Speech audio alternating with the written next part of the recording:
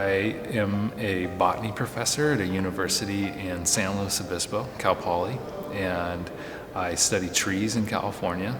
We are looking at a series of 12 photographs that show what I think of as change at two different time scales. And trees are changing at a different time scale than the human landscape around those trees. You see in these photographs, you see houses being built, and the tree hasn't changed in that time. And so that if you can envision a tree and looking at time through the eyes of a tree, what you would see, I think, is, imagine it's sped up now, humans moving around you, humans building their houses, and the house is falling apart, and humans building more houses, and so on.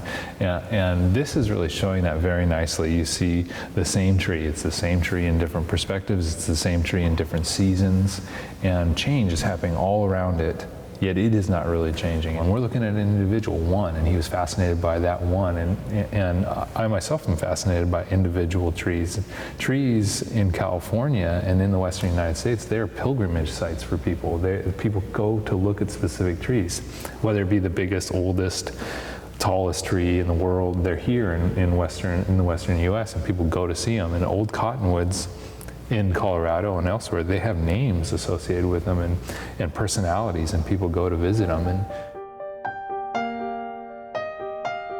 I think that Robert Adams and I have in common a love of trees, and trees being indicators for us, ultimately that would tell us more about our culture. And I'm interested in trees and urban spaces because they tell us about ecology and how humans affect ecology. And those are very similar questions that I think that he may be interested in. What have we done with the landscape?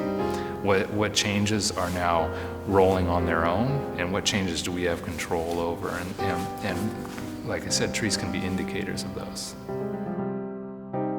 Me, it's all clues about where he was and what he saw and the plants that were around him, less so than the composition. For me, when I see the photographs, everyone is a slight mystery. Everyone is something that, in my opinion, there's something that needs to be figured out. And one of those things is why show that tree and that position?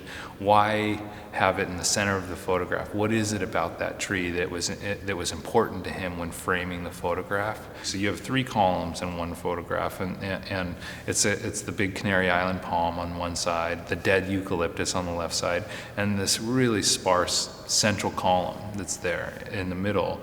Almost very difficult to tell what it is. Then in the exhibit, if you walk two photographs over, you can see that central column there is the thing that is featured in that photograph, which is this, now you can tell it's a pine tree. It's an old pine tree from the Canary Islands, and it's in this case, if it's the primary thing, why is it the primary thing? And in the other photograph, it was just a sliver, a column that was probably more about the context rather than it being itself the most important thing in the photograph. I have a nostalgia for these types of places, and it's just the way I feel when I see some of his photographs is nostalgic towards forgotten places in California, places that are at one time people cared a lot about, and now they're gone, but the trees are still there.